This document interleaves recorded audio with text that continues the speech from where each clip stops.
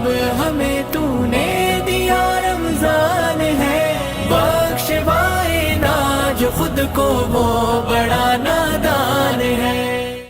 اچھا بھائی، اب ہم جلدی سے اس کو مکمل کر لیتے ہیں۔ سورہ انعام میں کچھ آیتیں اور بھی بہت اہم ہیں۔ اللہ تعالیٰ نے اپنی نعمتوں میں ان 8 جانوروں کو بھی الگ سے بیان کیا۔ اللہ کہتے ہیں ثمانیۃ ازواج، دیکھو ہم نے تمہارے لیے 8 جانور پیدا کیے، 4 ہیں اصل میں، ان کے پیر ملا کے نا، نر مادہ ملا کے کتنے بن جاتے ہیں؟ 8۔ دیکھو ہم نے پیدا کیے من الضأن اثنین ومن المعز اثنین، الگ الگ اللہ نام لے رہا ہے۔ ہمارے لیے تو ان ناموں کی کوئی ویلیو ہے نہیں، کیوں نہیں؟ ہم روز پھوڑ پھاڑ رہے ہوتے ہیں۔ جس دن یہ بند ہو گئے نا، ابھی تو یہ جانور جو ہے نا، جو ہم 4 قسم کے جانور پہلے بتا دیتا ہوں۔ فرمایا دمبے کے 2، دمبا بھیڑ یہ سب ضأن میں آتے ہیں، چکی والے بھی ہوتے ہیں اس میں، بغیر چکی والے۔ 2 کا مطلب نر اور مادہ۔ وَمِنَ الْمَعْزِ اثْنَيْن، فرمایا بکرا بکری، بکرے کا گوشت بھی کھاتے ہو اور بکری کا بھی کھاتے ہو۔ قُلْ آذَكَرَيْنِ حَرَّمَ أَمِ الْأُنْثَيَيْنِ، بتاؤ تمہارے رب نے اس میں سے نر کو حرام کیا یا مادہ کو؟ دونوں تمہارے لیے کیا ہے؟ بکرے کا بھی گوشت بھی پھوڑتے ہو، بکری کا گوشت بھی پھوڑتے ہو، اور دمبے بھی کھاتے نہیں ہو بلکہ پھوڑتے ہو۔ اب آپ کہو قرآن میں کیا اللہ نے دمبے بکروں کا ذکر کر دیا؟ مشرکین یہ تانے دیا کرتے تھے کیا یہ اللہ کا کلام ہے، اس میں دمبے بکروں کا ذکر ہے؟ بھائی وہ تو کہتے تھے اس میں تو کوئی راکٹ سائنس ہونی چاہیے نا۔ میرے بھائی یہ تمہیں اس لیے کم درجے کی چیزیں لگ رہی ہیں کہ تمہیں صبح و شام یہ نعمتیں مل رہی ہیں، جس دن بند ہو گئی نا اس دن بولو گے دنیا میں نیوٹن گیا ایک طرف، آئنسٹائن گیا ایک طرف، دمبا کہاں ہے یہ بتا، گوشت کہاں ہے؟ اللہ فرماتے ہیں وَمِنَ الْإِبِلِ اثْنَيْن وَمِنَ الْبَقَرِ اثْنَيْن، اسی طرح اونٹ میں بھی دونوں نر مادہ، اور گائے میں بھی نر اور مادہ۔ 4 قسم کے جانور پوری دنیا میں سب سے زیادہ کھائے جاتے ہیں، ان کو قرآن الگ سے ہائی لائٹ کر رہا ہے۔ اونٹ، بیل اور اونٹ اونٹنی، بیل اور گائے، بکرا اور بکری، اور دمبا اور دمبی۔ اچھا آپ کو ایسے بہت سے لوگ ملیں گے جو آپ سے آ کے پوچھ رہے ہوں گے مارخور کھایا ہے تو نے کبھی؟ آپ کہو گے میں نے تو بکرا کھایا، کیا کہ ابے تو نے کیا کھایا، کبھی مارخور کھا کے دیکھ۔ پھر آپ کو آ کے تڑی لگائیں گے ابے کبھی ہرن کا گوشت کھایا ہے؟ آپ کہو گے نہیں یار میں تو بکرا کھایا میں نے، وہ بھی اپنے خرچے پہ نہیں، کسی کا عقیقہ تھا۔ ابے کبھی ہرن کھا کے دیکھ۔ پھر کوئی آپ کے پاس، میرے پاس ایسے بہت ہوا ہے، نیل گائے کا گوشت کھایا ہے؟ نہیں یار ہم تو گائے کھاتے ہیں۔ ابے کبھی نیل گائے کھا، تو کبھی بھی احساس کمتری کا شکار ہونے کی ضرورت نہیں، کیونکہ آپ نیل گائے کھاؤ گے نا، میں نے کھائی ہے، میں نے نیل گائے کا گوشت بھی کھایا ہے، وہ نہیں ہو رہی تھی جو جنگلی گائے ہوتی ہے بڑی اسمارٹ سی دبلی پتلی سی، عربوں میں نا نیل گائے کی آنکھوں سے اپنی محبوبہ کو تشبیہ دیا کرتے تھے، شاعری میں نیل گائے کا بڑا تذکرہ ملتا ہے، ہرن کا اور نیل گائے کا۔ تو حقیقت یہ ہے کہ آپ نیل گائے کا گوشت کھاؤ اور یہ والی گائے کا، مزہ کس میں ہے؟ یہ والی گائے میں۔ بات سیدھے شو مارنے کے لیے کھا لو تاکہ تم بھی کہہ سکو ہاں کھایا ہے۔ اب مجھ سے کوئی شو مارتا ہے مفتی صاحب کبھی مار خور کھایا ہے، مزہ نہیں آیا، لیکن بکرے میں زیادہ مزہ ہے، حقیقت ہے یہ۔ ہرن میں اتنا مزہ نہیں ہے، دمبے میں، بکرے میں، گائے میں زیادہ مزہ ہے۔ ایک دفعہ کھاؤ گے 2 دفعہ کو پھر آپ کو مزہ نہیں آئے گا ہرن میں۔ تو یہ جو 4 جانور ہیں نا، یہ بھائی اللہ کی بہت بڑی نعمت ہے، ان کو خاص اللہ نے بنایا ہے انسانوں کے لیے۔ ابھی ہم سعودی عرب گئے نا تو مندی کھا رہے تھے، تو میں تو وہ چربی الگ سے نکال کے، مجھے مزہ بہت آتا ہے چربی میں، تو ایک بوڑھے میاں انہوں نے مجھے کہا کہ مفتی صاحب پچھلی دفعہ بھی آپ آئے تھے تو اچھا وہ چربی نکال کے میرے سامنے رکھ رہے ہیں، کہہ رہے ہیں میں نے دیکھا تھا آپ چربی بہت کھا رہے تھے، یہ نہیں کھایا کرو کولیسٹرول بڑھ جائے گا۔ میں نے کہا آپ کھاتے ہوئے میرے لقموں کو گن کیوں رہے تھے؟ بعض لوگ بڑا تاڑ کے دیکھ رہے ہوتے ہیں، کہہ رہے میں اس لیے دیکھ رہا ہوں کہ وہ شاید ڈاکٹر بھی ہیں، کہہ رہے بھائی آپ چربی بہت کھاتے ہو۔ میں نے کہا نہیں کھانی چاہیے، لیکن بہرحال مزہ کس میں ہے؟ چربی میں ہے۔ تو اللہ نے 4 جانور اور ان کی چربی کو الگ سے اللہ نے بیان کیا ہے۔ تبھی الگ سے کیسے بیان کیا؟ حرمنا علیہم شحومہما، اللہ کہتے ہیں میں نے یہودیوں پر گناہوں کی وجہ سے چربی حرام کر دی. اس کا مطلب گوشت سے ہٹ کے چربی میں کیا ہے؟ کچھ الگ ہے. حرام نعمت ہوتی ہے یا مصیبتیں حرام ہوتی ہیں گناہوں میں، گناہوں کے سزا کے طور پہ؟ بھائی دیکھو آپ کو میں سزا دینا چاہتا ہوں، میں نے کہا آپ نے چوری کی ہے، سزا یہ ہے کہ آپ گٹکا نہیں کھاؤ گے. آپ کہو گے چلو یار اس بہانے میرا گٹکا کیا ہوگا، چھوڑ جائے گا. یا سزا یہ ہے کہ اب آپ زہر نہیں کھا سکتے کبھی بھی، گٹکے سے اور آسان مثال. اب سزا یہ ہے کہ آپ نزلے میں ٹھنڈا پانی نہیں پیو گے. کہے گے یہ سزا نہیں، یہ تو میرے لیے کیا ہے؟ نعمت ہے. تو اللہ کیسے چربی کو یہودیوں پہ گناہوں کی وجہ سے حرام کر رہے ہیں؟ اس کا مطلب چربی میں کچھ خاص بولو ہے. ایک عرب عالم کی تحریر بڑی زبردست، انہوں نے کہا کہ ان ملٹی نیشنل کمپنیوں نے ہمیں آرگینک چیزوں سے ہٹا کے کوکنگ آئل پہ ڈال دیا جو نیچرل تھا نا. اب گوشت میں چربی کیوں ہوتی ہے پتہ ہے؟ تاکہ اسی سالن میں اسی کا سالن بنے گا. میں ایک گاؤں میں تھا، وہاں میں نے دیکھا کہ دمبا بناتے ہیں، بڑا مزے کا ہوتا ہے، کوکنگ آئل ہے ہی نہیں. میں نے کہا بے پکا کس آئل میں رہے ہو؟ جا کے دیکھا وہی دمبے کی چربی میں ہی پک رہا، اتنا مزیدار، پیٹ بھی نہیں خراب ہوتا تھا. تو یہ ہمیں ملٹی نیشنل کمپنیوں نے دیسی اور آرگینک چیزوں سے ہٹا کے کہاں ٹھوک دیا؟ جو کوکنگ آئل میں. تو اس لیے اپنے بچوں کو چربی کی عادت ڈالو. ٹیسٹ بھی اب چربی ایسے نہیں کھانا شروع کر دو، یعنی چربی میں کھانا پکاؤ. اگر ورزش کر رہے ہو تو پھر ایسے بھی کھا سکتے ہو. باقی یہ کہ ہر چیز کی زیادتی نقصان دیتی ہے. اگر آپ سارا دن پڑے رہتے ہو، چربی پھوڑتے رہتے ہو، ہلتے جلتے ہو نہیں، تو پھر تو ظاہر ہے روٹی بھی کھاؤ گے نقصان دے گی، پھر تو خربوزہ بھی کھاؤ گے کیا ہوگا؟ وہ پھر چربی کا قصور نہیں ہے، وہ آپ کے لائف اسٹائل کا قصور ہے. لیکن آپ کسی ماہر ڈاکٹر سے پوچھو جس کی ریسرچ بھی ہو. ہر ڈاکٹر کی ہر چیز میں ریسرچ نہیں ہوتی. وہ آپ کو بتائے گا چربی کھانے سے چہرے پہ کیا فریشنس آتی ہے اور اسکن کتنی اچھی ہوتی ہے، بال کتنے اچھے ہو جاتے ہیں. تو اگر یہ چربی میں ہی گوشت پکا کے کھانے کی عادت ڈالو. دیکھو بریانی ہمیشہ جو رواج والی بریانی ہوتی ہے ٹیسٹ ہوتا ہے اس میں، کیونکہ اس میں وہی چربی گھل کے آ رہی ہوتی ہے. کتنی مزے کی ہوتی ہے وہ، اور ہضم بھی جلدی ہوتی ہے. تجربہ کر کے، سیلا چاول لاؤں بشرطے تجربہ کر کے دیکھنا، ہضم بھی بہت جلدی ہو جاتی ہے. اور یہ جو کوکنگ آئل میں پکی ہوئی بریانی ہے دیر سے ہضم ہوتی ہے. تو جو چیز دیر سے ہضم ہو رہی ہے وہ صحت کے لیے کیسے اچھی ہو سکتی ہے میرے بھائی؟ اور یہ میرا گلا خراب ہوا یہ چربی کھانے سے نہیں ہوا. کیونکہ لوگوں نے کمنٹس کیے ہوتے ہیں. اچھا آگے چلو میرے بھائی. دوسری بات، ایک اہم آیت اس بارے میں یہ بھی ہے کہ آج کل کے بھی ایسے افلاطون، سقراط، بقراط مارکیٹ میں آپ کو مسلم میں صوفی ٹائپ کے جو جہالت والی تصوف ہے وہ بہت ملیں گے. اپنی طرف سے نا اسلام کا ایک معیار بنایا ہوا ہے، یہ بہت ملے گا آپ کو. جو مذہب کی حقیقی تعلیمات ہیں ان کو ہم نے کیا کر دیا ہے؟ چھوڑ دیا ہے. جو حقیقی تعلیمات، چند رسومات کا نام کیا ہے؟ مذہب. ربیع الاول میں یہ کر لو، تیجے میں یہ کر لو، فلانے میں یہ کر لو، ڈمکانے میں یہ کر لو. اللہ میاں نے نا سورہ انعام میں ایسی خاندانی آیات نازل کر دی کہ اگر مجھے خوش کرنا چاہتے ہو نا تو بس یہ ان چیزوں کو فوکس کرو. سمجھ میں آ رہی ہے بات؟ مجھے راضی کرنا چاہتے ہو تو یہ چیزیں جنہیں تمہیں فوکس کرنا پڑے گا. میں رسومات سے خوش نہیں ہوتا. مشرکین نے حضرت ابراہیم علیہ السلام کے دین پر عمل کرتے تھے، اس کو بگاڑ دیا تھا، بیڑا غرق کر دیا تھا اس دین کا. اپنی طرف سے چیزوں اس میں ایڈ کر کے اضافے لگائے ہوئے تھے. ہم یہ نہیں کر سکتے، یہ نہیں کھا سکتے، وہ نہیں پہن سکتے، یوں نہیں. ابے بھائی کیوں، کس نے کہا یوں نہیں کھا سکتے؟ خام خواہ کا ایک معیار بنا، آج بھی بنایا ہوا ہے نا لوگوں نے. کسی بزرگ کے پاس اچھی گاڑی دیکھیں گے، یہ کیا کھا رہے ہیں، گولا کنڈا کیوں کھا رہے ہیں، یہ جہاز میں کیوں گھوم رہے ہیں، بزنس کلاس میں کیوں گھوم رہے ہیں، یہ کام کیوں کر رہے ہیں، یہ کام کیوں کر رہے ہیں، یہ 4 شادیاں کیوں کر رہے ہیں. اب اپنی ٹرک بھی میں پوری کر دوں نا تو مجھے بھی تو اعتراضات کرتے ہیں، یہ کیوں کر رہے ہیں، یہ کیوں کر رہے ہیں، یہ ہنس کیوں رہے ہیں. اللہ میاں نے، یہ مشرکین کا بھی تھا کچھ ایسا، خام خواہ کے کچھ چیزوں کو حرام کیا ہوا تھا انہوں نے. بیت اللہ کا طواف کپڑے پہن کے نہیں کرتے تھے.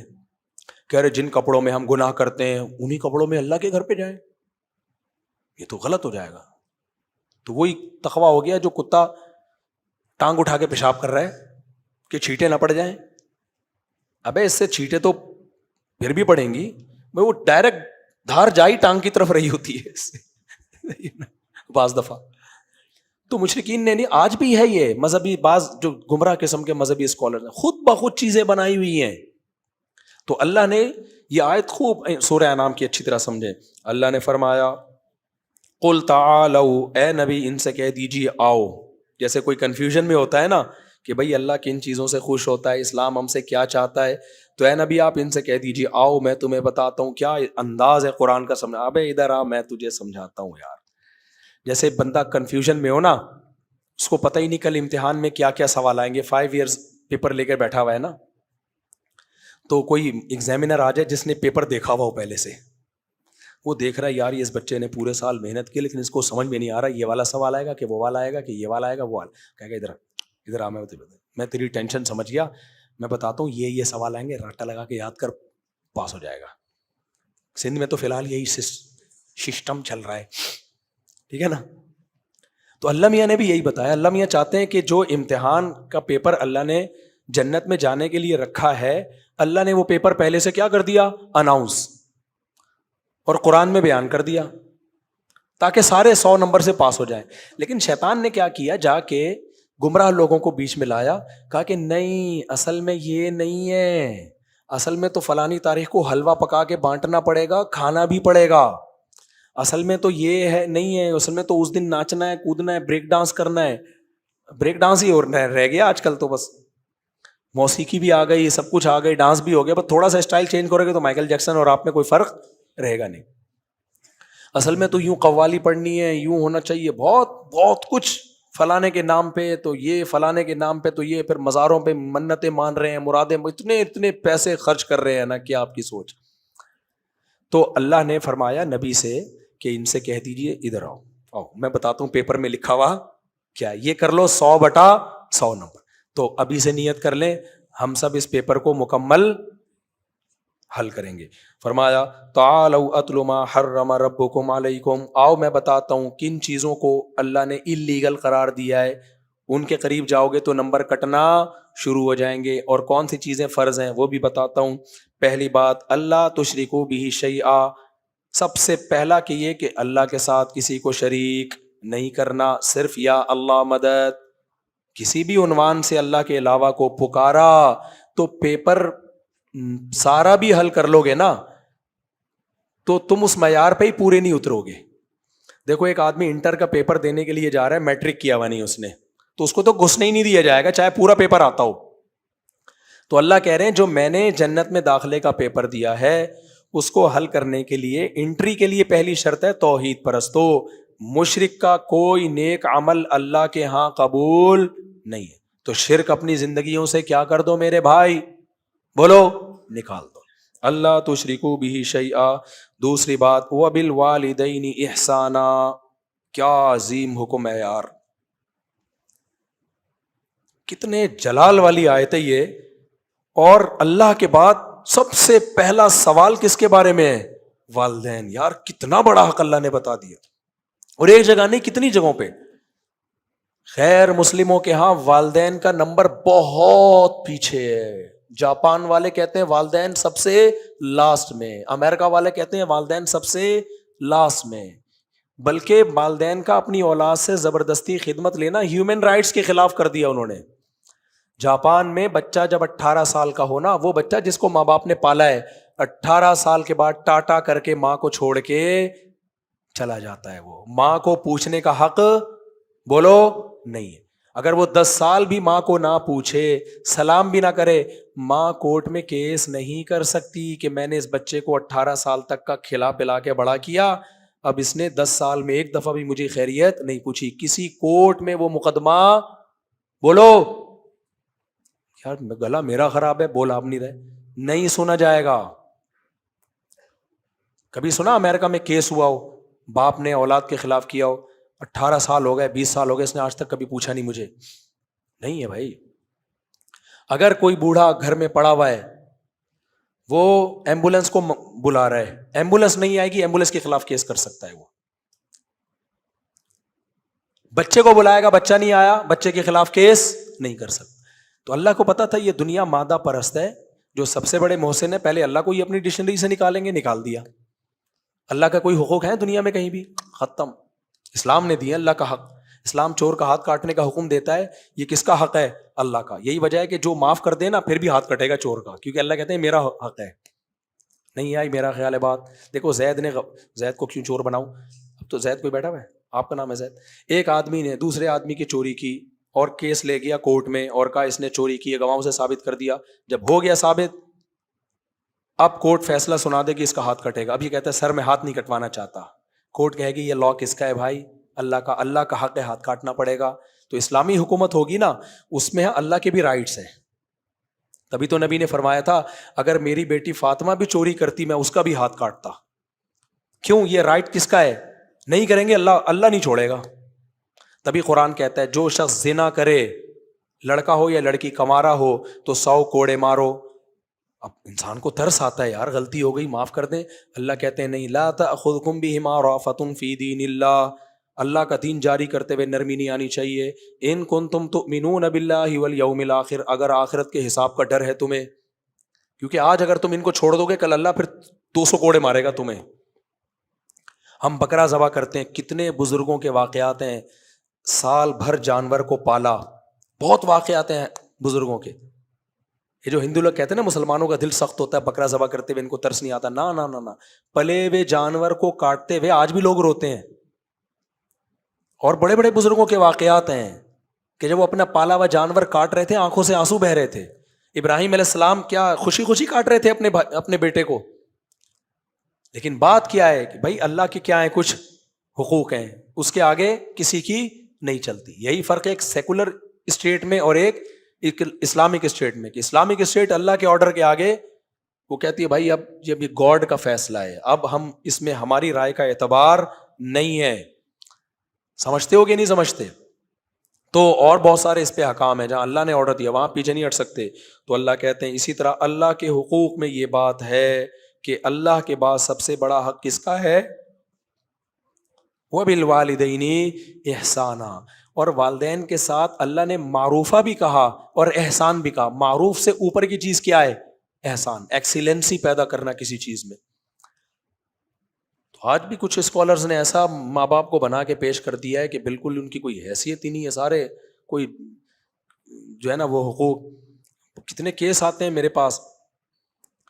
ٹھیک ہے میں بار بار کہتا ہوں ساس بہو پہ ظلم کرنا اس کے لیے جائز نہیں، بلکہ میں تو آج کل اس کا قائل ہوں بیوی کو اماں سے الگ رکھو. بہت پھڈے ہوتے ہیں پتہ ہی نہیں چلتا ان میں صحیح کون ہے. لیکن جہاں واضح طور پہ ظلم ہو رہا ہو نا، کیسے واضح ظلم ہے اس کی ایک مثال دے کے بس آگے چلتا ہوں. ابھی میں سعودی عرب گیا تو ایک خاتون ہے، اللہ ان کی عمر میں برکت دے، ایجڈ خاتون ہے.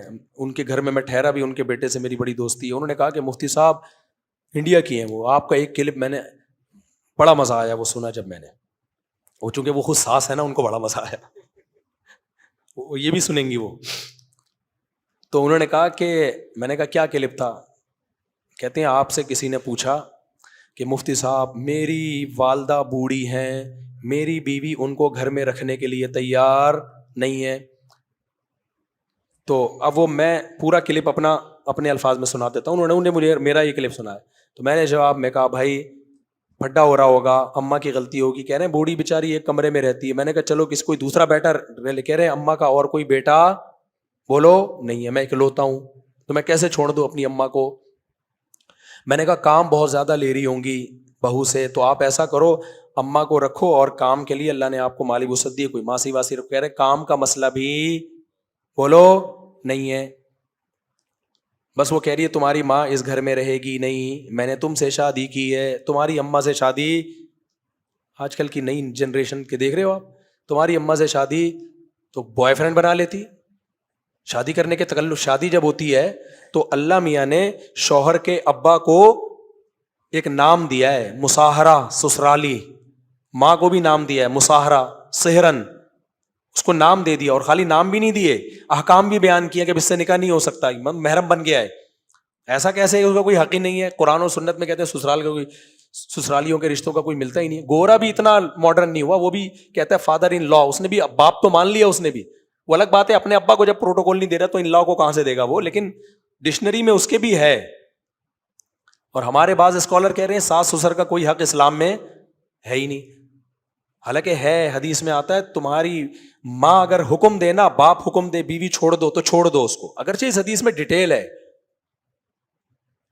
ہے کہ ظلم کر رہی ہو ان کے ساتھ، زیادتی کر رہی ہو، جیسے کہ فقہاء نے بیان کیا اس حدیث کی تشریح میں. تو مجھے وہ کہنے لگا کہ بھائی میری اماں کوئی اور رکھنے والا ہے نہیں, میں اکیلا ہی ہوں, بوڑھی ہے. میں نے کہا وہ کام لیتی ہوں گی, تانے کہہ رہے ہیں نہیں بھائی وہ اپنا ایک الگ کمرے میں رہیں گی. بیگم کا کہنا یہ ہے کہ رکھ ماں کے میں نے شادی تم سے کی ہے, اماں کے ساتھ رہنا ہے ہی نہیں, اماں وہیں رہے, کہیں بھی رہے گی, ان کے لیے نوکر رکھو چاکر رکھو. میں نے کہا دیکھو آپ لے آؤ زبردستی. کہہ رہے ہیں کسی قیمت پہ. میں نے کہا پھر چھوڑ دو اس بیوی کو, طلاق دے دو. کہہ رہے 3 بچے ہیں. میں نے کہا دوسری شادی کرو, 6 بچے پیدا کر لو اس سے.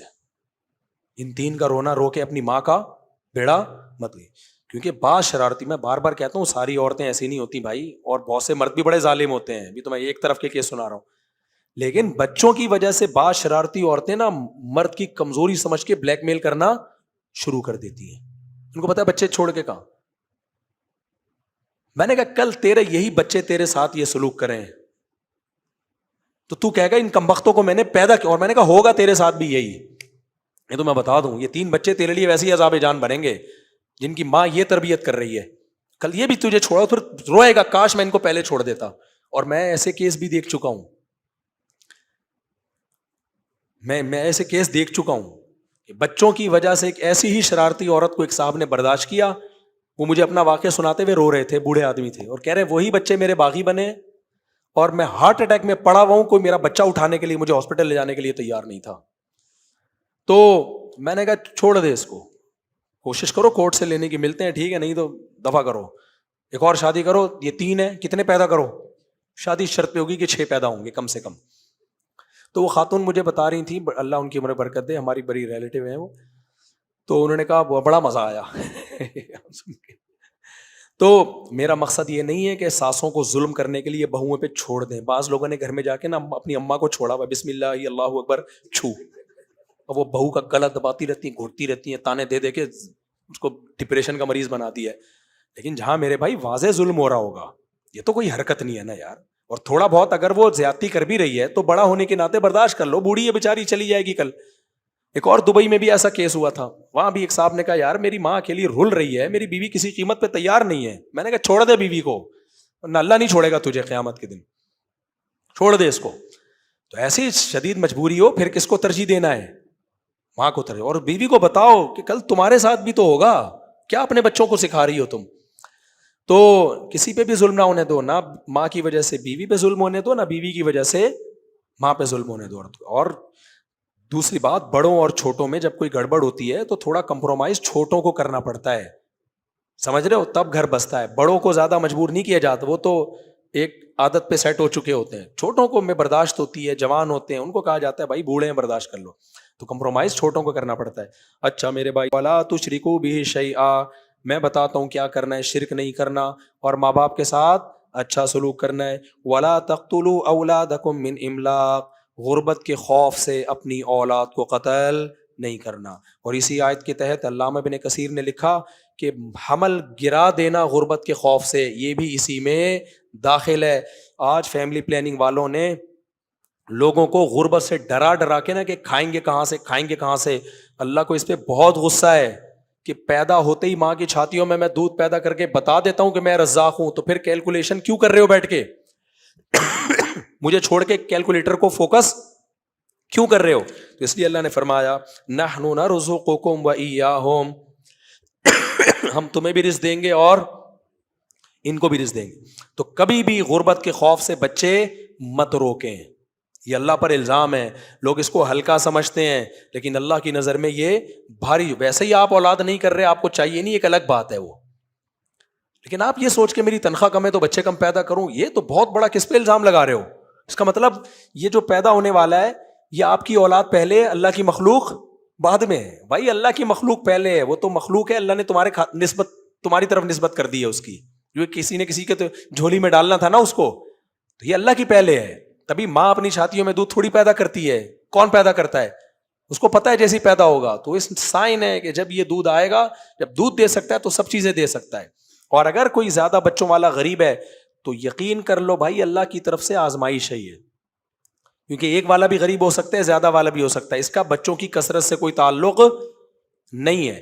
جیسے اللہ نے ہر بیماری دواؤں بہت ساری شفا کے لیے پیدا کی ہیں, لیکن پھر بھی کھا کے شفا نہیں مل رہی ہوتی, تو اس میں دوا کا قصور نہیں ہوتا, وہ تقدیر ہے بھائی, کہ دنیا میں ساری چیزیں آپ کی مرضی کی نہیں ہوتی. آگے اللہ فرماتے ہیں وَلَا تَقْرَبُوا الْفَوَاحِشَ مَا ظَهَرَ مِنْهَا وَمَا بَطَنَ, بے حیائی کے قریب مت پھٹکو, جو کھلی ہوئی بے حیائی اور چھپی ہوئی بے حیائی. اور اسی بے حیائی کو قرآن دوسرے مقام پہ کیا کہتا ہے؟ زنا کھلی بے حیائی ہے. لا تقربوا الزنا, زنا کے قریب مت جاؤ. دوسرا حدیث میں آتا ہے زنا بھی حرام ہے, اور زنا کے لوازم جو مقدمات ہیں نا, جو زنا کی طرف لے جانے کا ذریعہ بنتے ہیں, وہ بھی حرام. تبھی نبی نے فرمایا آنکھ بھی زنا کرتی ہے.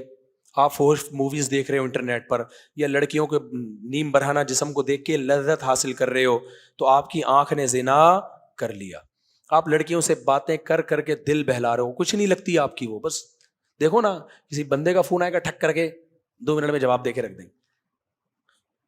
خاتون کا فون آئے گا چپک جائے گا, بہت اچھی طریقے سے سمجھانا شروع کر دے گا, آپ اس کی آواز سے لذت لے رہے ہو, دل بہلا رہے ہو. تو نبی نے فرمایا کس کا زنا ہے؟ کانوں کا زنا. اللہ کہتے یہ اپنی ڈکشنری سے کیا کر دو, نکال دو.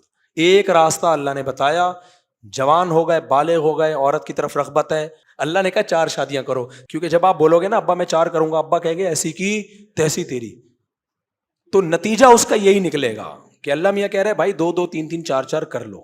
جہلم والی سرکار نے اس میں بھی ٹانگ اڑائی ہے بیچ میں اس مسئلے میں, کہ کوئی مستحب نہیں ہے, بس جائز ہی ہے. ایسا نہیں ہے میرے بھائی, اللہ 2 2 3 3 4 سے تو شروع کر رہا ہے, پھر آگے کہہ رہا ہے مجبوری ہے, اگر نہیں پال سکتے تو پھر 1 کرو. تو یہ ایک اصل کیسے ہو گئی اسلام میں؟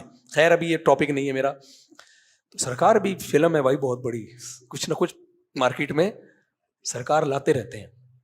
تو خیر, تو اس لیے ترغیبی حکم ہے اسلام میں.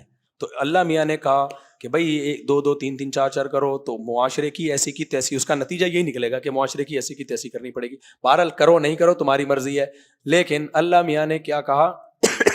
بے حیائی کے قریب بولو مت پھٹکو, توبہ کر لو. اور حلال میں جب کی طرف زیادہ جاؤ گے تو بے حیائی سے خود بخود کیا ہو جاؤ گے؟ کم ہو جاؤ گے اپنی. اچھا یہ بھی اسی میں داخل ہے, اگر آپ نہیں کر رہے ہیں نا دوسری, یا جلدی شادی نہیں کر رہے, اس میں ثواب کوئی نہیں مل رہا آپ کو, ثواب کوئی نہیں مل رہا آپ کو, کہ آپ کو میں چونکہ ایکچولی میں ہی ہوں تو ٹھیک ہے, تو ثواب نہیں مل رہا آپ کو اس پہ کوئی. تو ثواب تو نبی کی سنت میں ہی ہے. تو اس لیے آپ کو جبر کر کے اپنے آپ کو برائی سے روکنا پڑے گا. تو حلال میں اللہ نے وسعت رکھی ہے. بھائی ایک آدمی کو ڈر ہے کہ مجھے بھوک لگے گی, میں تو چوری کروں گا, پیٹ بھر کے پیسے سے خرید کے حلال کھانا کھا لو, کم از کم یہ چوری کی ٹینشن سے جان کیا ہو جائے گی؟ چھوٹ جائے گی. تو یہاں بھی ایسا ہی ہے, حلال میں اتنی اللہ نے وسعت رکھی ہے کہ جب حلال سے آپ سیر ہو جاؤ تو حرام سے 100% بچت نہ بھی ہو نا, اس جیسی ٹھڑک نہیں رہے گی جو ہوتی ہے. گالی آ رہی تھی لیکن پی گیا میں, جو ان لوگوں کی ہوتی ہے جو خاص قسم کے ٹھڑکی ہوتے ہیں, ان کی ٹھڑک ختم ہو کے دے ہی نہیں رہی ہے. تو یہ سارے وہی لوگ ہوتے ہیں جو نکاح سے دور بھاگتے ہیں. سعودی عرب میں دیکھو, جب تک 2 2 3 3 4 4 شادیوں کا رواج تھا, وہاں بے حیائی کا تصور نہیں تھا. اب پیسہ بہت آ گیا, 4 بیوی ہر آدمی رکھ سکتا ہے. یہ جو لوگ کہتے ہیں نا غریب معاشرے کو 4 شادیوں کی ترغیب نہیں دی جا سکتی, یہ بات ہی غلط ہے. سعودی عرب میں عرب جب غریب تھے نا 4 بیویاں رکھتے تھے, جب تیل کی دولت سے مالا مال ہوئے 4 شادیاں سوسائٹی میں ختم. کیوں؟ دولت آتی ہے تو عیاشیاں آتی ہیں, پھر شادیاں بولو نہیں آتی ہیں. ابھی بھی عرب میں جو غریب ملک ہیں ان میں 4 شادیوں کا رواج زیادہ ہے. سوڈان غریب ملک ہے, سب 4 4 کرتے ہیں. سعودیہ امیر ملک ہے, 4 کا رواج مارکیٹ سے کیا ہو رہا ہے؟ شارٹ. وہاں بہت ساری عورتیں بوڑھی ہو رہی ہیں, شادیاں نہیں ہو رہی ان کی. تو یہ دولت کی بات نہیں ہے, یہ کس کی بات ہے بھائی؟ ظرف کی بات ہے. تو ہمت کرو ہے سوسائٹی کی ایسی کی تیسی. اچھا خواتین یہ بیان سن کے میرے بہت خلاف ہوتی ہیں, لیکن جو آپ کی 3 مزید بیویاں بنیں گی وہ خواتین ہی ہوں گی. یہ عجیب رپورٹ ہے. اب میرا یہ بیان خواتین, یہ دیکھو ہماری میاں کو خراب کر, یہ دیکھو ہر وقت عورتوں کے خلاف. بھائی میں عورتوں کے خلاف ہوتا تو جو عورت ہی تو دوسری تیسری چوتھی بنتی ہے, اس کو پتا ہے میرا فائدہ ہے اس میں, تبھی تو بن رہی ہے. تو عورتوں کو فائدہ ہو رہا ہے اس سے, نقصان نہیں ہو رہا اس سے. خیر نہیں کرو, تمہاری ایسی کی تیسی جو کر لیں کرو بھائی, ہم تو وہ بیان کریں گے جو قرآن کہہ رہا ہے. اللہ کہہ رہے ہیں وَلَا تَقْرَبُوا الْفَوَاحِشَ مَا ظَهَرَ مِنْهَا وَمَا بَطَنَ, بے حیائی چاہے کھلی ہوئی ہو چھپی ہوئی ہو اس کے قریب مت جاؤ. وَلَا تَقْتُلُوا النَّفْسَ الَّتِي حَرَّمَ اللَّهُ إِلَّا بِالْحَقِّ, کسی انسانی جان کو ناحق قتل مت کرو. تمام علماء کا اجماع ہے کہ اس میں اپنی جان بھی داخل ہے. کیسی مجبوری ہو آپ کے لیے نہ کسی غیر مسلم کا قتل حلال ہے. اس میں جو توہین رسالت کے نام پہ قتل کر دیتے ہیں نا بے گناہ لوگوں کو, وہ جو سیالکوٹ میں واقعہ ہوا, وہ بیچارہ پوسٹر پھاڑ رہا ہے, اس کو کیا پتا کہ اس میں اللہ کا نام لکھا ہوا ہے, اس کو تو اردو پڑھنا نہیں آتی, اس کو لوگوں نے پکڑ کے قتل کر دیا. یہ سب اسی میں داخل ہے کہ ناحق جب تک اللہ نے قتل کی صراحتاً اجازت نہ دی ہو اس وقت تک کسی, اور اس میں اللہ نے مسلمان نہیں کہا, نفس کسی انسانی جان, اس کو آپ بلا وجہ قتل نہیں کر سکتے. اور دوسری حدیثوں سے پتہ چلتا ہے بلا وجہ جانور کا قتل بھی حرام ہے. سمجھ رہے ہو؟ صحیح مسلم کی حدیث ہے کہ ایک نبی کو چیونٹیوں نے کاٹا, ایک چیونٹی نے کاٹا تو انہوں نے ساری چیونٹیوں کو مار دیا. تو اللہ نے وہی نازل کی کہ کاٹا ایک نے تو انتقام باقیوں سے کیوں لیا. تو بلا وجہ چیونٹی بھی نہیں مار سکتے آپ. اب ایسا نہ ہو کہ وہمی بن کے یوں کر کے چلنا شروع کر دیں کہ چیونٹی پہ پاؤں نہ آ جائے. تو مطلب ہے کہ بلا وجہ ایسی جا کے نا چھیڑ چھاڑ میں چیونٹی مار دی, یہ غلط ہے. باقی پاؤں کے نیچے آ رہی ہیں آتی رہیں, یا گھر میں چیونٹیاں زیادہ ہو گئی ہیں تو گھر تو آپ نے اپنے لیے رکھا تھا نا, چیونٹیوں کے لیے تھوڑی رکھا تھا. تو اس جیسے گھر میں کتا گھس آیا اور آگے بیٹھ جائے, جا ہی نہیں رہا تو مارنا پڑے گا اس کو. تو اسی طرح چیونٹیاں کیڑے مکوڑے تو فنائل وغیرہ لگ کے مار سکتے ہیں ان کو, وہ تو آپ کا گھر ہے نا. بات یہ ہے کہ کہیں ضرر پہنچا رہے ہو تو آپ ماریں ان کو, نہیں پہنچا رہے تو پھر ان سے چھیڑ چھاڑ کی آپ کو اجازت نہیں ہے. کتوں کے بارے میں بھی بتا دوں کہ حدیث میں نبی صلی اللہ علیہ وسلم نے جب مدینہ میں کتے زیادہ ہو گئے تھے تو لوگوں کو نقصان پہنچا رہے تھے, تو آپ نے حکم دیا کتوں کو قتل کرو. صحیح مسلم کی حدیث. صحابہ نے قتل کیے, اتنے قتل کر دیے کہ وہ پھر کوئی کتا ہی نہیں چھوڑتے تھے وہ. تو نبی نے فرمایا ما لکم وللکلاب, تمہیں کتوں سے کیا ہو گیا, کیا دشمنی ہو گئی ہے, یہ بھی اللہ کی مخلوق ہے, رہنے دو. تو پھر آپ نے قتل کرنے سے, کتوں کے قتل کرنے سے بھی صحابہ کو روک دیا, کیونکہ کتے کو بھی زندہ رہنے کا حق ہے جیسے انسانوں کو. تو یہ اعتدال ہے. ہاں جب اتنے زیادہ ہو جائیں جیسے کہ کراچی میں ہو گئے ہیں کہ آپ کتوں کو قتل نہیں کر رہے لیکن کتے آپ کو کیا کر رہے ہیں, قتل کر رہے ہیں صبح شام, پھر ان کو قتل کرنا لازم ہے. تو گورنمنٹ کی ذمہ داری ہے کہ ایم سی والے ہمیشہ سے مارتے تھے, اب مارنا انہوں نے چھوڑ دیا. تو بلا وجہ کسی جانور کو بھی نہیں مارا جائے گا. آگے اللہ فرماتے ہیں وَلَا تَقْرَبُوا مَالَ الْيَتِيمِ, آپ کا باپ مر گیا اور اس کی اولاد میں چھوٹے نابالغ بچے اور بچیاں ہیں, تو اللہ بڑوں کو کہہ رہے ہیں کہ ان نابالغوں کی وراثت کے قریب بھی مت پٹکنا. گاؤں دیہاتوں میں کیس آتے ہیں, چاچا کھا گیا سب کچھ. ایک شخص کا انتقال ہوا, اس کے نابالغ بچے تھے چھوٹے, ان کو پتہ نہیں تھا, چاچا نے ساری جائیداد پہ قبضہ کیا اور اب بچوں کو دے ہی نہیں رہا. اس میں بچی بھی داخل, یتیم میں بچی بھی ہے اور بچہ بھی. اللہ کہتے ہیں کھانا تو دور کی بات, قریب بھی مت پھٹکنا. کیوں؟ دوسرے مقام پہ فرمایا اگر کھایا تو سمجھو آگ کے انگارے کھا رہے ہو. اتنا سخت جرم ہے یہ. آج بعض جگہوں پہ کیا ہوتا ہے, بڑا بھائی ساری جائیداد پہ قبضہ کر لیتا ہے, کاروبار میں لگاتا ہے, چھوٹوں کو کہہ دیتا ہے تسلی رکھو میں ہوں نا. یہ ڈائلاگ ہے. بہنوں کی وراثت بھی نہیں دے رہے, میں ہوں یار بھائی, میں ہوں یار, ہم سب, ابھی ہماری اماں زندہ ہے, ابھی ہماری ماں کیا ہے, ابھی کچھ تقسیم نہیں ہوگا, ابھی ہماری ماں کیا ہے, زندہ ہے.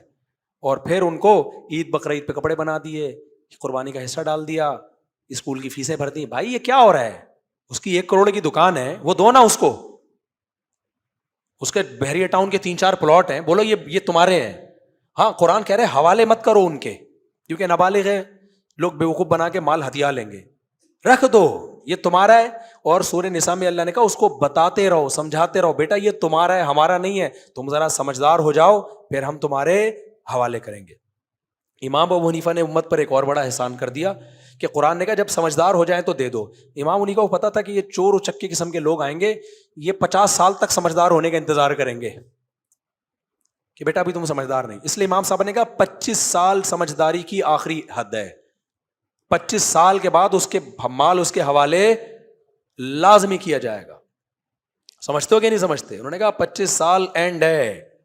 کوئی اگر بڑا بھائی نہیں دے رہا نا, یہ چاچا کہہ رہا ہے کہ تم سمجھدار نہیں ہو, تو اس کو مہلت دی جائے گی. ٹھیک ہے بھائی 20 سال میں نہیں ہوتا, 25 سال میں ہے نہیں ہے, تیرے باپ کو بھی دینا پڑے گا. نہیں آئی میرا خیال ہے بات سمجھ میں. تو فقہ حنفی میں یہ ہے کہ سمجھداری کی آخری حد کیا ہے, 25 سال, اس کو لازمی دینا پڑے گا. اور انہوں نے استدلال کیا کہ یہ وہ عمر ہے کہ اس میں انسان اگر بر وقت نکاح کرے نا, بالغ ہوتے ہی نکاح کر لے, اور بیٹا پیدا ہو ٹائم پہ, اور اس کا بھی بالغ ہوتے ہی نکاح کر لے, تو کم سے کم دادا بننے کی عمر 25 سال ہے. تو کہا وہ عمر جس میں کم سے کم, وہ عمر جس میں انسان دادا بن سکتا ہو عملاً, اس میں بھی یہ کہنا کہ سمجھدار نہیں ہے, تو یہ جو دعویٰ کرے گا نا وہ خود سمجھدار نہیں ہے. اس کا مطلب ہے سمجھدار نہ ہوتا تو اللہ نے اس میں دادا بننے کی طاقت کیوں رکھی ہوتی ہے اس عمر میں. سمجھتے ہو کہ نہیں سمجھتے؟ یہ بالکل ایسے ہی ہے جیسے بچہ 15 سال کا ہو, ابا سے کہے میں نے شادی کرنی ہے, تو ابا کہتے ہیں نا بچے ہو. سوال پیدا ہوتا ہے جب اس میں شادی کی طاقت پیدا ہو گئی, اولاد پیدا کرنے کی طاقت پیدا ہو گئی, تو ابا آپ غلط کہہ رہے ہیں, اب یہ بچہ نہیں ہے. بچہ وہ ہوتا ہے جو بچہ پیدا نہ کر سکے. جو بچہ پیدا کرنے کی صلاحیت ہو گئی تو وہ کہاں سے بچہ ہے؟ کتنی زبردست دلیل دے دی نا آپ کو ابا کے خلاف. لیکن ایک بات ابا کے حق میں وہ یہ کہ شادی اپنے خرچے پہ ہے, ابا کے خرچے پہ, ابا کو زبردستی نہیں کر سکتے. تو اللہ نے فرمایا وَلَا تَقْرَبُوا مَالَ الْيَتِيمِ. تو اس لیے میرے بھائی کہیں بھی وراثت کے تھوڑے بہت گڑبڑ چل رہی ہے, یتیم آپ کا کوئی نابالغ, یہاں تک کہ پریگنینسی ہو نا اگر ایک دن کی بھی عورت کو, بیوہ کو, تو اس پریگنینسی کے لیے بھی وراثت کو روکا جائے گا. لڑکے والا حصہ روکا جائے گا کہ اگر لڑکا ہے تو پھر اتنا, لڑکی ہے تو پھر اس میں سے آدھا کم کر کے ڈیوائڈ کر دیا جائے گا. آج کل تو کوئی ہے ہی نہیں حساب و کتاب. اور 30, اچھا مائیں بھی ظلم کرتی ہیں, اس میں بہت کیسز آ رہے ہیں, مائیں کھا جاتی ہیں نابالغ بچوں کا حصہ. بہت, میں جتنی باتیں کر رہا ہوتا ہوں نا یہ آنکھوں دیکھی ہوتی ہیں, صحیح ہے نا, کتابوں کی پڑھی بھی بہت کم ہوتی ہیں, آنکھوں کی دیکھی بھی ہوتی ہیں. کیس آتے ہیں, ہم تو فتوے کا کام کب سے کر رہے ہیں نا. میں 2000 میں فتوے کا کام میں نے شروع کیا تھا, لوگ آتے تھے مسائل پوچھتے تھے, ریٹن میں بھی زبانی بھی, اور اب چل رہا ہے 2024 سال میں کتنے کیسز میرے پاس آئے ہوں گے. اس میں بہت دفعہ یہ کیسز آئے ہیں کہ ہماری بہنیں ہیں, نابالغ ہیں, اماں جو ہے ہمارے ابا کی وراثت تقسیم نہیں کرنے دے رہی, ساری وراثت پہ کس کا قبضہ ہے؟ والدہ محترمہ کا. اس وراثت سے بڑی والی فلانے کی شادی کر دی انہوں نے, فلانے رشتہ داروں کی دعوت کر دی. میں کہتا ہوں اماں سے بولو کیا کر رہی ہو. اللہ میاں نے جو کہا ہے نا, جو یتیم کا مال کھاتا ہے آگ کے انگارے, وہ سب کو کہا ہے, اس میں ماں باپ کا فرق نہیں رکھا. سمجھتے ہو کہ نہیں سمجھتے؟ اس میں ماں باپ کا فرق نہیں رکھا. نابالغ بچے کا مال کھانا زیادہ بڑا جرم ہے. تبھی علماء نے لکھا ہے کہ بچوں کو جو عیدی دیتے ہیں نا, عیدی, اس میں نیت کیا کریں ان کے ماں باپ کو دے رہے ہیں ہم, تاکہ بچہ اس کا مالک نہ بنے. پکڑا اس کو رہے ہیں استعمال کے لیے, مالک کس کو بنا رہے ہیں؟ کیونکہ اگر بچے کو آپ نے عیدی پکڑا دی اور مالک بنا دیا, اب اس سے کوئی بھی وہ مال ماں باپ بھی نہیں لے سکتے. لیں گے تو قرض کے طور پہ لیں گے کہ ہم نے ریٹرن کرو, اور کوئی اور تو قرض کے طور پہ بھی نہیں لے سکتا. سمجھتے ہو؟ بچے کے حکام اسلام میں بہت زیادہ سخت ہیں. نابالغ بچے سے آپ خدمت بھی نہیں لے سکتے. سمجھ رہے ہو کہ نہیں سمجھ رہے؟ آج گلی محلے میں بچے جا رہے ہیں, ایک پاؤ دہی لے, انٹیاں بہت لے رہی ہوتی ہیں کام, بیٹا ادھر آنا, ذرا بیٹا ایک پاؤ دہی لے کر آنا. میں جب چھوٹا تھا مجھے یاد ہے, اچھا دوسرے ہمارے دوست تھے وہ انٹیوں کے کام ہی نہیں کر کے دیتے تھے نا. مجھے یاد ہے جب میں چھوٹا تھا نا, 10-12 سال عمر کے, میں جا رہا ہوتا تھا, ہمارے دوست بھی کسی انٹی نے بولا بیٹا ادھر آؤ, وہ دوسرے نا گھننے بن جاتے تھے, ایسے سنا ہی نہیں, یوں روبوٹ بن کے سیدھے. اب مجھے تھوڑی شرم آتی تھی, میں جاتا تھا, ایک پاؤ دہی لے کر آیا. دوسری انٹی بیٹا ذرا وہاں سے چمونی آپا کے گھر سے وہ ذرا گھی لے آنا تھوڑا سا.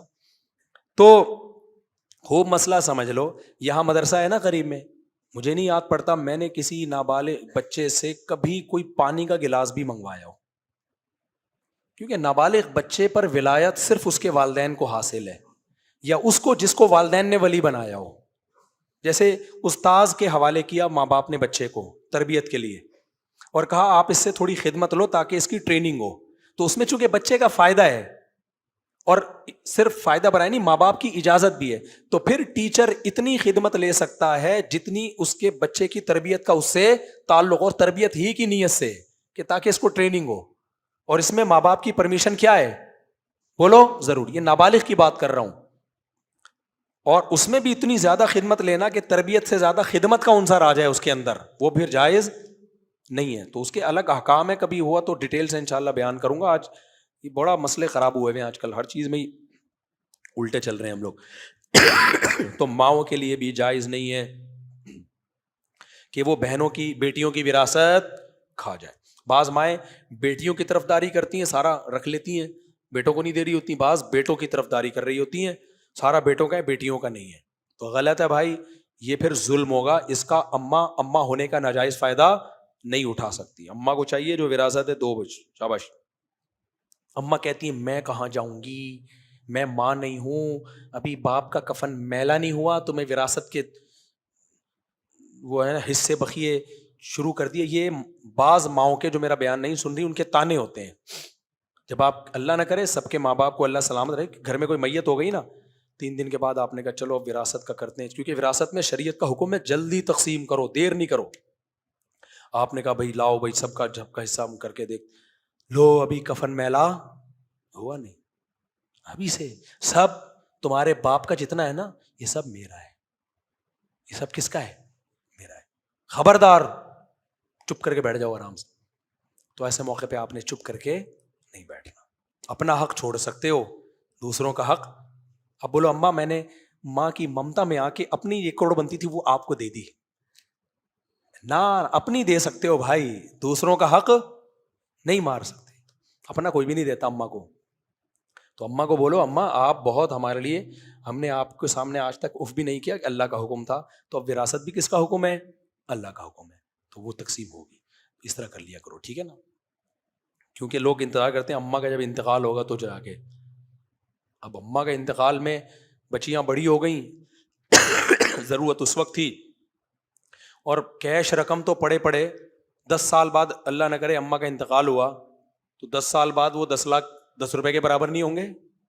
ایسے بھی لوگ ہیں. ایک صاحب آئے کہنے لگے میری وائف کا مہر, بوڑھے میاں تھے, بہت بوڑھے تھے, کہنے لگے میری بیوی کا مہر 25 روپے تھا, انتقال ہو گیا, مجھے ادا کرنا پڑے گا. میں نے 25 روپے میں تو گٹکا نہیں آتا, وہ کیا مطلب 25 روپے؟ کہہ رہے وہ 1900 پتہ نہیں 55 میں 50 میں کہیں شادی ہوئی تھی. اب 25 روپے 1955 کا, اب 2000, اب ہے تو 25 ہی, ظاہر ہے پیسے تو پیسے ہی ہے نا. میں نے کہا مسجد کے ڈبے میں ڈال دو, کیا کیا کیا ہے, قبر پہ رکھ دو, کوئی بھی کوا کھا جائے گا اٹھا کے لے جائے گا, کوئی ریوڑی خرید کے رکھ دو قبر پہ. تو میں نے کہا بھائی یہ کیا آپ نے کیوں نہیں دیا اتنا عرصہ؟ تو کہہ رہے بیگم نے مانگا ہی نہیں. تو میں نے کہا وہ بیچاری شرم سے نہیں مانگ رہی ہوگی 25, تو کیا مانگتی وہ؟ خیر میں نے کہا وراثت میں ہی ہوگا, جو اماں کے وارثین ہے 1/4 آپ کا ہے, 25 میں سے آپ ایسا کرو 25 کو 4 سے تقسیم کرو, کچھ اشاریہ میں جواب آئے گا وہ آپ رکھ لو, باقی بیٹے بیٹیوں میں تقسیم کر دو. میں نے کہا بہتر یہی ہے کہ یوں گھماؤ. تو اسی طرح وراثت میں بھی ہوتا ہے, کیش اماؤنٹ ہوتا ہے, 10 سال کے بعد ڈیوائڈ کر رہے ہوتے ہیں. تو یہ اسلام کے احکامات ہیں, حلوے مانڈے نہیں ہیں اسلام میں. اسلام میں کیا ہے یہ آگے اللہ فرماتے ہیں, یہ تو بہت اہم آیت ہے. میرا گلا خراب ہے لیکن میں اس رکوع کو آج کمپلیٹ کروں گا, ادھورا نہ رہ جائے, تھوڑا سا رکوع رہ گیا ہے. فرمایا وَأَوْفُوا الْكَيْلَ وَالْمِيزَانَ بِالْقِسْطِ. سبحان اللہ.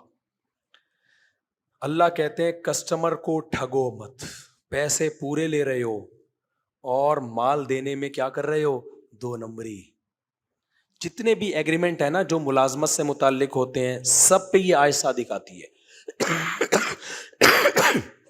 آپ گورنمنٹ ٹیچر ہیں, اسکول میں تنخواہ پوری لے رہے ہیں, طلبہ کو ایمانداری سے پڑھا نہیں رہے ہیں, اس پہ بھی یہ آیت فٹ آتی ہے. آپ کو کوئی پروجیکٹ دیا گیا ٹھیکیدار کو نا, ٹھیکیدار جب اپنا گھر بناتا ہے نا, یہ بھی آنکھوں دیکھا بتا رہا ہوں, ٹھیکیدار سے وہ گھر خریدو جو اس نے اپنے لیے بنایا تھا, اتفاق سے بیچنا پڑ گیا, وہ خریدو گے اس میں نہ کھڑکی کبھی ٹوٹے گی نہ دیمک لگے گی. اور ایک گھر بناتا ہے ٹھیکیدار بیچنے کے لیے, فضائل اس کے وہی سناتا ہے جو اپنے گھر کے ہوں. دیوار پہ کیل مارو گے نا پوری پلستر نکل کے آئے گا باہر. یہ کیا ہو رہا ہے؟ آپ پیسے پورے لے رہے ہو, مال دینے میں کیا کر رہے ہو, ڈنڈی مار رہے ہو. اس پہ اللہ نے حرام قرار دیا. اللہ فرماتے ہیں یہ عمل بولو مت کرو, دھوکہ نہ دو. صحیح بخاری کی حدیث ہے یا مسلم کی, نبی صلی اللہ علیہ وسلم بازار میں گئے تو اوپر گندم رکھی ہوئی تھی خشک, کسی نے بوری میں, آپ نے ہاتھ ڈالا نیچے گیلی گندم تھی, گیلی گندم کوئی نہیں خریدتا. آپ نے ان کو تنبیہ کی کہ یہ تو دھوکہ دے رہے ہو تم, وہ تو اوپر کا چیک کر کے کیا لے جائے گا, اندر جا کے دیکھے گا گیلی گندم ہے. پھر آپ نے فرمایا جو دھوکہ دے وہ ہم میں سے نہیں ہے. تو مالی معاملات, مالی لین دین میں دوسرے سے حق پورا لے رہے ہو, اپنا حق میں ڈنڈی مار. میاں بیوی کا بھی ایک ایگریمنٹ ہوتا ہے, عورت پابند ہوتی ہے آپ کی اطاعت کرے گی, آپ پابند ہوتے ہو, اس کا نان نفقہ اٹھاؤ گے, وہ اطاعت کر رہی ہے, نان نفقے میں آپ ڈنڈی مار رہے ہو, تو ظالم کون ہو؟ اسی آیت کے تحت آپ نان نفقہ پورا دے رہے ہو, وہ اطاعت میں ڈنڈی مار رہی ہے, وہ بغیر بتائے آپ کے گھر سے ہمیشہ نکلی رہتی ہے, آپ بلاتے ہو آتی نہیں ہے, فون کر رہے ہو کہاں چلے گئے, میرا موڈ ہے, میں ایکچولی میں اسٹائل آج کل یہی چل رہا ہے مارکیٹ میں آزاد ہوں. ایک میاں بیوی کا پھڈا ہوا, بیوی کہہ رہی ہے, شوہر کہہ رہے مجھے بتائے بغیر چلی جاتی ہے. میں نے کہا آپ کیوں جاتی ہیں بغیر بتائے, آپ پر لازم ہے شوہر کی اطاعت کرنا. کہہ رہے یہ بھی تو بغیر بتائے جاتا ہے مجھے. میں نے کہا دیکھیں یہ بغیر بتائے اس لیے جاتا ہے کہ رخصتی آپ کی ہوئی ہے, اس کی نہیں ہوئی ہے. آپ اپنے ماں باپ کو چھوڑ کر اس کے گھر میں باؤنڈ ہوئی ہو, یہ تو جیسے پہلے تھا ویسے ہی ہے. میں نے کہا اس کے الگ ٹائپ کے حقوق ہیں آپ کے, یہ تو ایسا ہی ہے جیسے میں کہوں کہ تو گیس کا بل کیوں نہیں دیتا, یہ کہ میری بیوی بھی تو گیس کا بل نہیں دیتی ہے. تو لبرل لوگوں نے عجیب سا معاشرہ تشکیل دینے جا رہے ہیں کہ گڑبڑ نہ کیا کرو. وَإِذَا قُلْتُمْ فَعْدِلُوا وَلَوْ كَانَ ذَا قُرْبَىٰ, فیصلہ کرو عدل سے اگرچہ اپنے رشتہ دار کے خلاف بھی جا رہا ہو. یہ بھی بڑا مسئلہ ہے. آپ کی قوم ظلم کر رہی ہے, آپ فیصلہ اپنی قوم کے خلاف کرو گے, قوم پرستی میں قوم کے حق میں نہیں جاؤ گے. آپ کے رشتہ دار ظالم ہیں, آپ ابھی میرے کیس آیا میرے سامنے, ہمارے ایک رشتہ دار تھے, ایک رشتہ دار نہیں تھے, تو الحمدللہ میں نے اپنے رشتہ دار کے اگینسٹ فیصلہ کیا ہے, اپنے رشتہ دار کے اگینسٹ فیصلہ کیا. تو آپ کا فیصلے میں یہ نہیں دیکھنا کون رشتہ دار ہے اور کون رشتہ دار نہیں ہے, جو بات عدل کی ہو وہ کرنی ہے. آگے اللہ فرماتے ہیں وَبِعَهْدِ اللَّهِ أَوْفُوا, اللہ سے جب معاہدہ کر لو تو اس کو پورا کرو. اور آگے اللہ نے فرمایا